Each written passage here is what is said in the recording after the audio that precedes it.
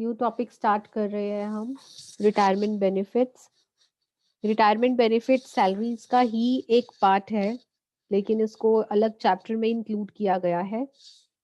तो जब हम रिटायरमेंट बेनिफिट्स की बात कर रहे हैं, दैट मीन्स कि retirement benefits under the head salaries ही टैक्सेबल रहेंगे। Now what are retirement benefits? जब आप सर्विस से रिटायर होते हैं, आप अपनी जॉब से रिटायर होते हैं, उस टाइम पे आपको कुछ आपके एम्प्लॉयर द्वारा कुछ benefits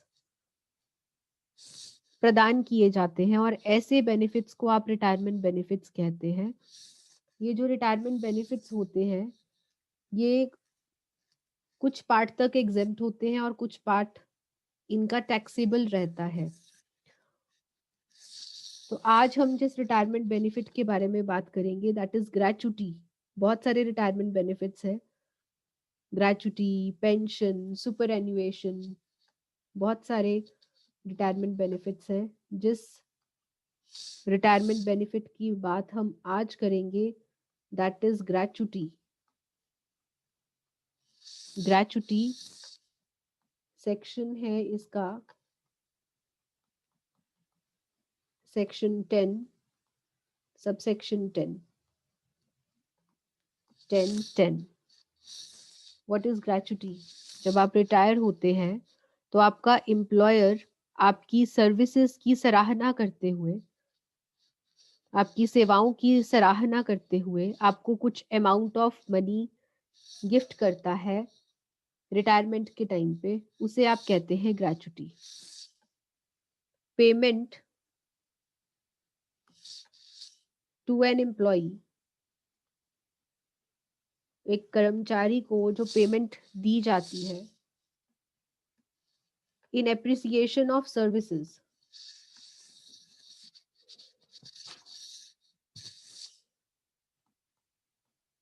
in appreciation of services is known as gratuity.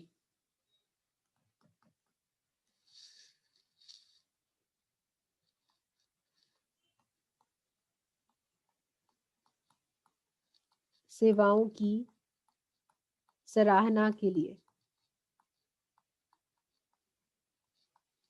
जो पेमेंट एक एम्प्लॉय को की जाती है, उस अमाउंट को आप ग्रेचुटी बोलते हैं।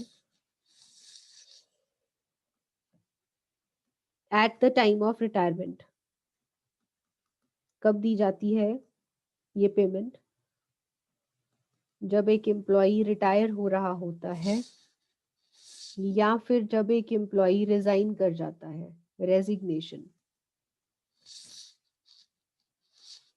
ठीक है जी। अब ग्रेचुटी कैलकुलेशन के लिए आपके पास 3 पार्ट्स हैं बेटा। सबसे पहले तो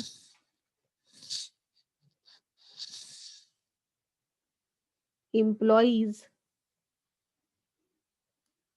for the purpose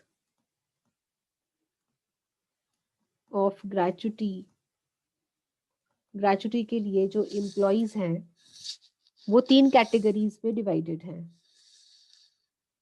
are divided into 3 categories.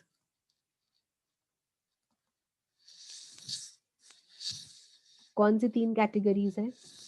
First is government employees, government employees and employees of local authority.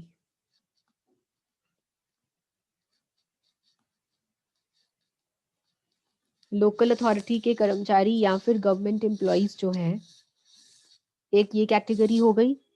Second category is non government employees.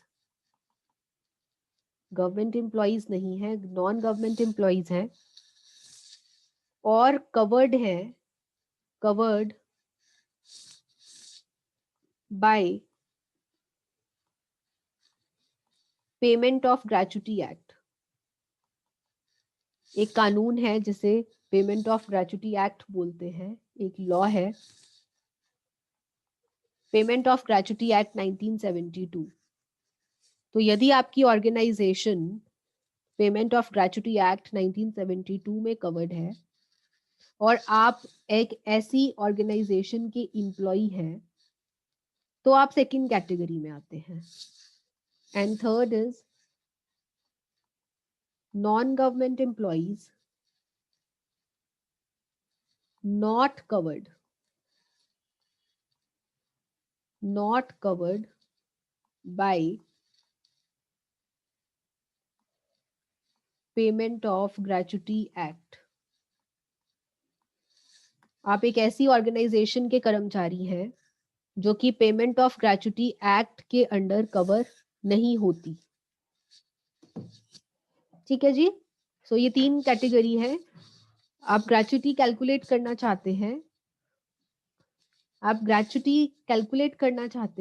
और ग्रेचुटी कैलकुलेशन के साथ साथ आप ये भी देखना चाहते हैं कि कितनी ग्रेचुटी टैक्सेबल है और कितनी ग्रेचुटी के ऊपर टैक्स नहीं लगेगा। टैक्सेबल और एग्जेम्प्ट पार्ट आप देखना चाहते हैं कि कितना है। तो सबसे पहले आपको ये देखना पड़ेगा कि आप कौन सी कैटेगरी के एम्प्लॉय हैं। क्या आप गवर्नमेंट एम्प्लॉय हैं या फिर आप नॉन गवर्नमेंट एम्प्लॉय हैं। यदि आप नॉन गवर्नमेंट एम्प्लॉय हैं तो आपकी organisation payment of gratuity act के अंडर कवर्ड है या फिर कवर्ड नहीं है। सो अगर आप गवर्नमेंट एम्प्लॉय हैं तो यहाँ पर जितना भी आपको ग्रेचुटी का अमाउंट मिलेगा दैट इज फुली एग्जेम्प्ट। पूरा का पूरा ग्रेचुटी का अमाउंट जो है एग्जेम्प्ट है। आपको किसी कैलकुलेशन के झंझट में नहीं पड़ना, कुछ नहीं देखना। आपको पूरा का पूरा ग्रेचुटी का अमाउंट जो है उसकी छूट मिल जाएगी, एग्जेम्पशन मिल जाएगी अंडर सेक्शन 10(10). और यदि आप नॉन गवर्नमेंट एम्प्लॉय हैं तो देखें कि आप पेमेंट ऑफ ग्रेचुटी एक्ट में कवर्ड हैं या नहीं है। इन दोनों पॉइंट्स को हम यहाँ पर डिस्कस नहीं कर सकते, हमें एक एक करके लेना पड़ेगा। सो ये वाला पार्ट तो हमारा यहीं पर खत्म हो जाता है, फर्स्ट वाला। इसमें आगे खींचने की कोई जरूरत नहीं है। This is as simple as that. Now coming to the second point कि आप नॉन गवर्नमेंट एम्प्लॉय हैं। Non government employ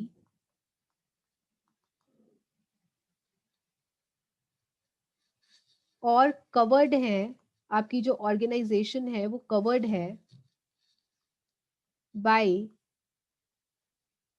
payment of gratuity act 1972। इसके अंडर आपकी ऑर्गेनाइजेशन कवर्ड है।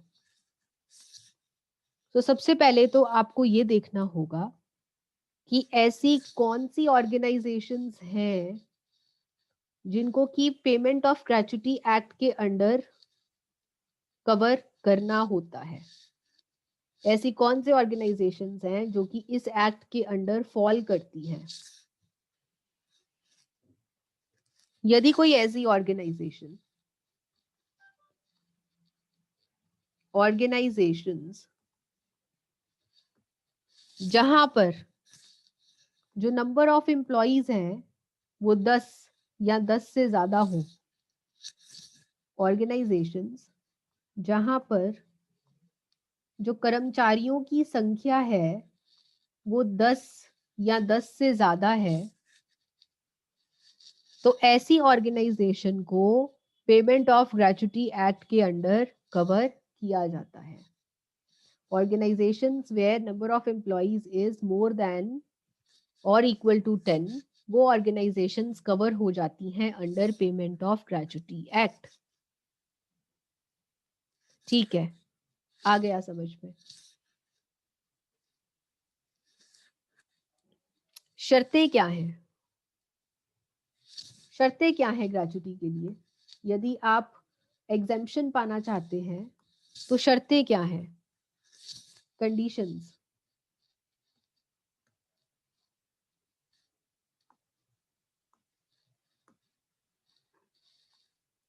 कंडीशंस फॉर एग्जेम्पशन, यदि आप छूट पाना चाहते हैं तो शर्तें क्या हैं?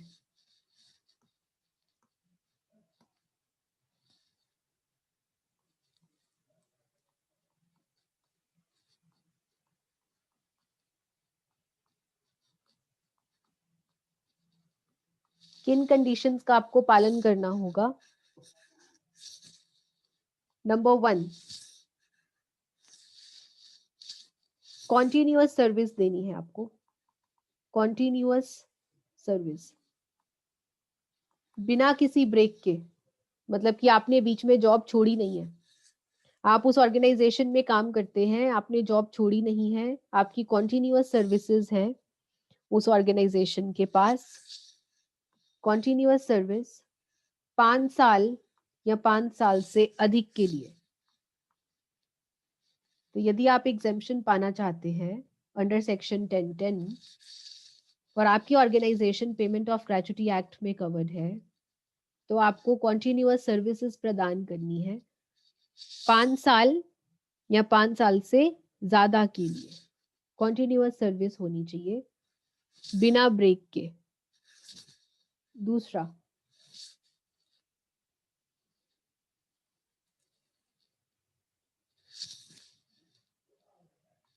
मैक्सिमम एग्जेम्पशन,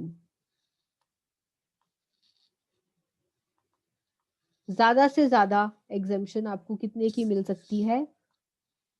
20 लैक्स, 20 लैक्स की एग्जेम्पशन मिल सकती है। तीसरा, completed year of service, completed year of service, completed year of service को आप कैसे कैलकुलेट करेंगे?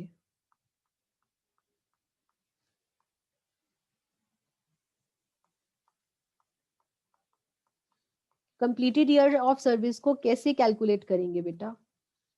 यहां पर यदि आपने 6 महीने से अधिक काम किया है, 6 महीने से अधिक काम किया है, तो उसको 1 ईयर माना जाएगा, उसे 1 कंप्लीट ईयर माना जाएगा, एक पूरा साल माना जाएगा।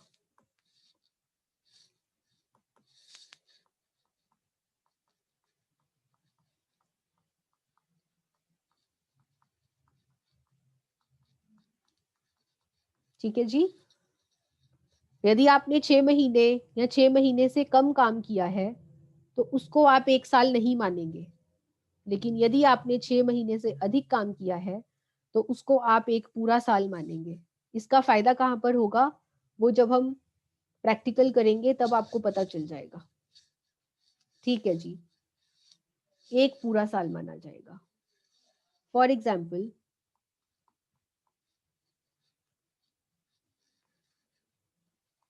Services rendered for 27 years and 9 months, सेवाएं प्रदान करी हैं 27 years and 9 months के लिए।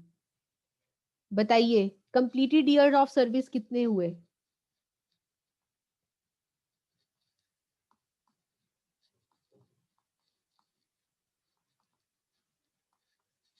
यहां पर कंप्लीटेड ईयर ऑफ सर्विस कितना माना जाएगा? भारती 28, नंदिनी, दीपिका, रिया, वेरी गुड, 28। और यदि यहाँ पे 9 महीने की जगह 6 महीने होता, 27 years and 6 months होता, तो आप 27 लेते या 28 लेते?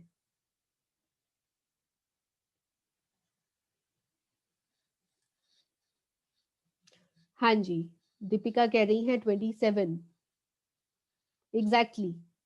देखिए 6 महीने से अधिक को एक काउंट करना है, 6 महीने से अधिक, ये साइन देखिए ये वाला, 6 महीने से अधिक होना चाहिए। 6 महीने या 6 महीने से कम है तो उसको आप 1 कंप्लीटेड ईयर नहीं मानेंगे।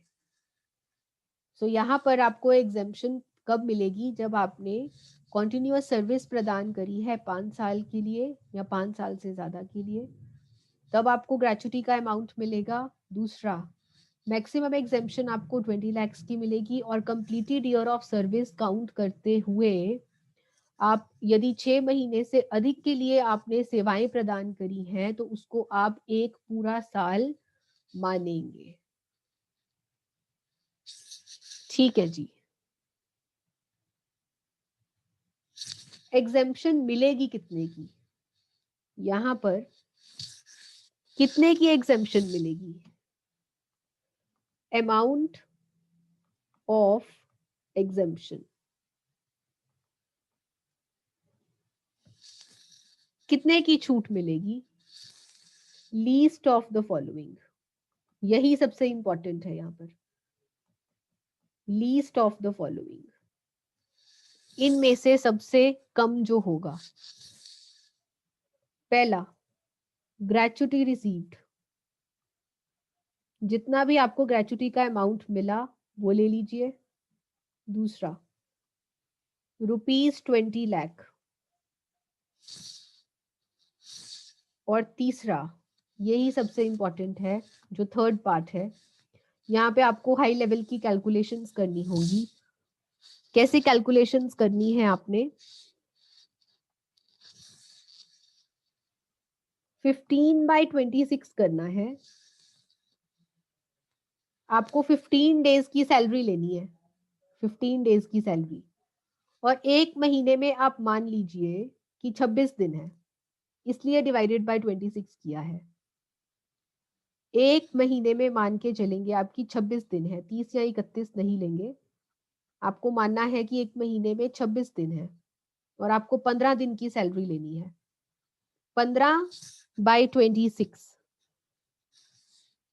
Multiply by salary last drawn.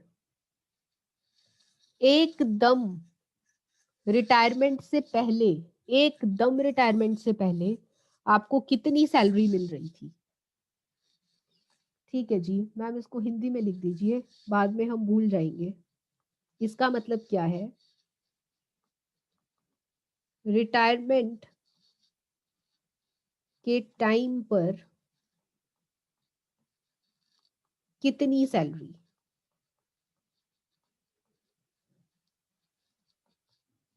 मिल रही थी, वो लेंगे यहां पर। मान लो रिटायरमेंट के टाइम पे आपको 50,000 सैलरी मिल रही थी, तो सैलरी लास्ट ड्रॉन क्या आएगा? 50,000। रिटायरमेंट के टाइम पे आपको 60,000 सैलरी मिल रही थी, तो यहाँ पर 60,000 आ जाएगा।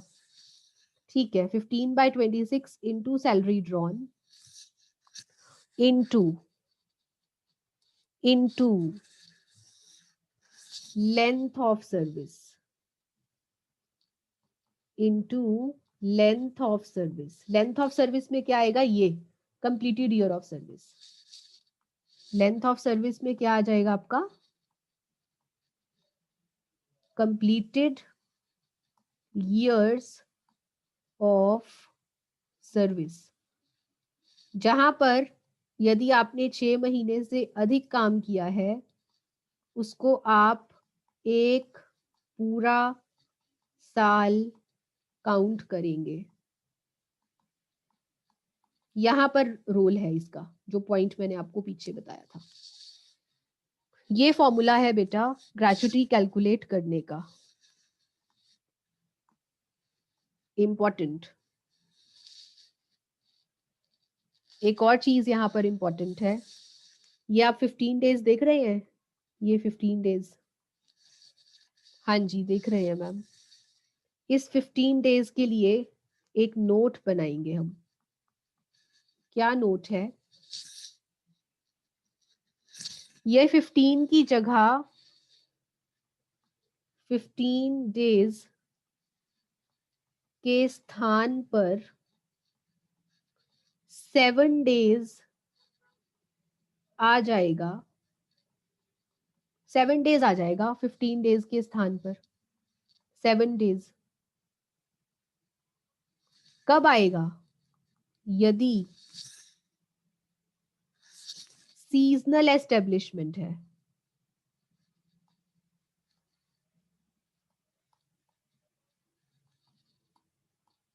यदि सीजनल एस्टेब्लिशमेंट है, सीजनल एस्टेब्लिशमेंट क्या होता है भाई, एक मौसम में, किसी एक मौसम में काम चलता है उसका, सीजनल एस्टेब्लिशमेंट है।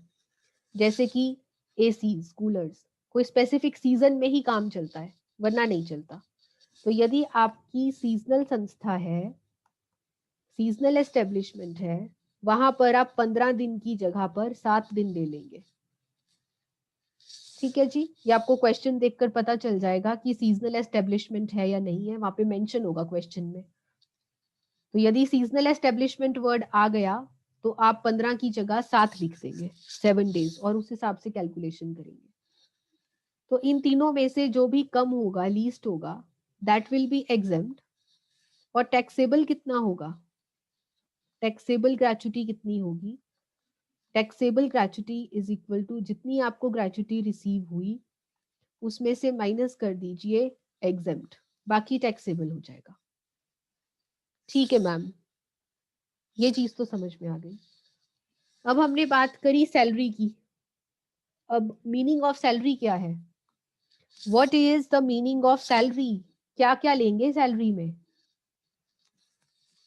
सैलरी में क्या क्या लेंगे, ये यहां पर एक्सप्लेन कर रही हूं मैं। यहां सैलरी फॉर एग्जेम्पशन, यहां पर बेटा आपका आएगा 2 स्टार, 2 स्टार। एचआरए में क्या था, 3 स्टार। रेंट फ्री हाउस में क्या था, रेंट फ्री हाउस में तो बहुत सारी चीजें थी। लेकिन यहां पर सैलरी में क्या है, यहां पर सैलरी का मीनिंग इजी है, बेसिक प्लस डीए।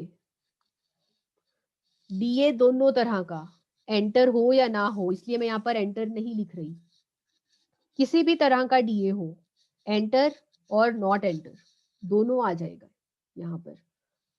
तो यहाँ पे आपका पूरा का पूरा डीए आ जाएगा, बेसिक प्लस डीए, बस दो ही चीजें लेनी है आपने। ठीक है जी, आई थिंक ये पार्ट आपको क्लियर हो गया है।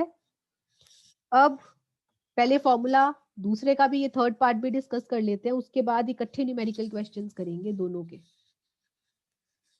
आइए पढ़ते हैं तीसरे पार्ट की तरफ। तीसरा पार्ट क्या है, यदि आप नॉन गवर्नमेंट कर्मचारी हैं, नॉन गवर्नमेंट एम्प्लॉइज, लेकिन आपका ऑर्गेनाइजेशन जो है that is not covered, not covered under payment of gratuity act.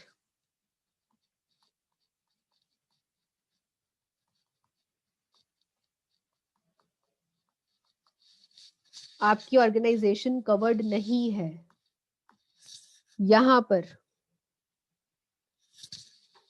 यहां पर आपको क्या करना है, amount of exemption, amount of exemption क्या होगी, least of the following, least of the following. क्या है मैम यहां पर, क्या है, यहां पर दो पॉइंट्स तो सेम है बेटा। द फर्स्ट वन इज जितना आपको ग्रेच्युटी मिला, second 20 lakh, and third is, यहां पर देखिए ध्यान से, यहां पर आप करेंगे 1/2, हाफ लेंगे आप।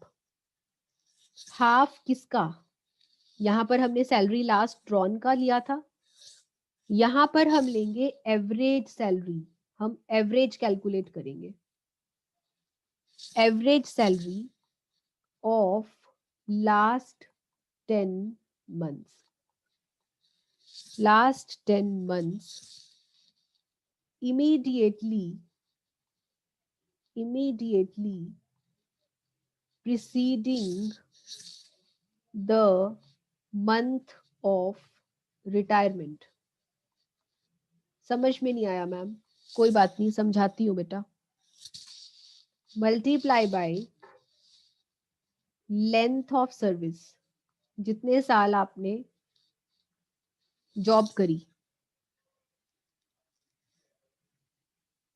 लेकिन यहां पर देखने वाली बात क्या है, यहां पर चाहे आपने 6 महीने से अधिक काम किया भी हो, 6 महीने से अधिक काम किया भी हो, आपने उसको इग्नोर कर देना है।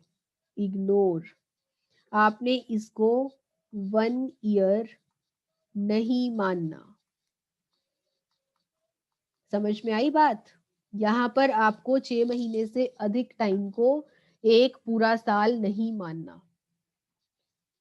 आपने जॉब करी 27 ईयर्स एंड 11 मंथ्स के लिए, 27 ईयर्स एंड 11 मंथ्स के लिए जॉब करी, सिर्फ 1 महीना कम जॉब करी, उसके बावजूद भी आपको यहाँ पर 27 ही लेना होगा। यहाँ पे 6 मंथ से ज्यादा भी अगर कुछ है तो आपने उसको इग्नोर करना है, ठीक है। और ये एवरेज सैलरी, एवरेज सैलरी जिस महीने आप रिटायर हुए उससे पिछला महीना देखिए, जिस मंथ में रिटायरमेंट हुई उससे पिछला महीना देखिए, एकदम पिछला, उससे पिछला मंथ देखिए। ठीक है, देख लिया, अब देख के क्या करना है, अचार डालें। उससे पिछला मंथ देखिए और उसके पिछले मंथ से आप 10 महीने काउंट कीजिए,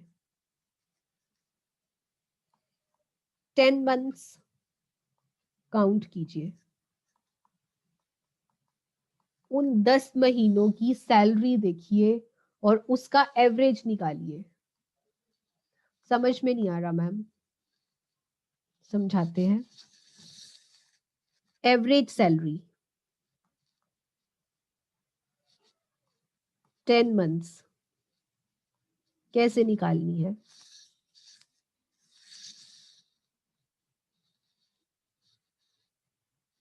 फाइनेंशियल ईयर आपका स्टार्ट हुआ 1/4/2019,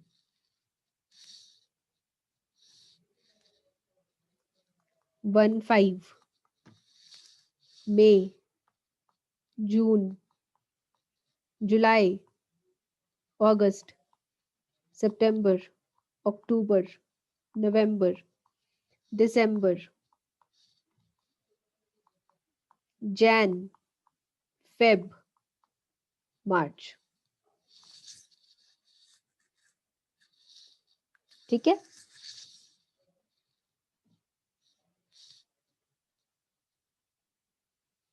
आपकी रिटायरमेंट हुई यहां पर सितंबर में, 15 सितंबर 2019 यहां पर रिटायरमेंट हुई। रिटायरमेंट वाला महीना आपने इग्नोर कर देना है, रिटायरमेंट वाला महीना आपने इग्नोर कर देना है। रिटायरमेंट से एकदम पिछला महीना देखिए कौन सा है, अगस्त। अगस्त की सैलरी देखिए कितनी है, अगस्त की सैलरी मान लीजिए 50,000 है, इसकी भी 50,000, इसकी भी 50,000, इसकी भी 50,000 और इसकी भी 50,000। कितने महीने हुए अभी? 1 2 3 4 5, अभी 5 महीने हुए। हमने एवरेज किसका लेना है? 10 महीने का। और पीछे जाना पड़ेगा आपको, और पीछे जाना पड़ेगा। तो और पीछे का डेटा मैं आपको दे देती हूँ। बिफोर 1/4/2019 उसकी जो सैलरी थी वो थी ₹45,000 पर मंथ। ठीक है जी, अब आपको एवरेज निकालना है। कैसे निकालते हैं एवरेज? पता है आपको कैसे निकालते हैं एवरेज? ऐसे निकालते हैं, 45,000 plus 45,000 plus 45,000 plus 45,000 प्लस 45,000 कितने महीने? 5 ये। उसके बाद से उसकी सैलरी है 50 50 50 50 and 50 divided by 10। Average marks कैसे कैलकुलेट करते हैं? आप ऐसे ही करते हैं, जितने आपके मार्क्स हैं हर सब्जेक्ट में divided by number of subjects, ऐसे करके आपका एवरेज निकल आता है। ठीक है जी, ये मैंने आपको एवरेज कैलकुलेट करना सिखाया है।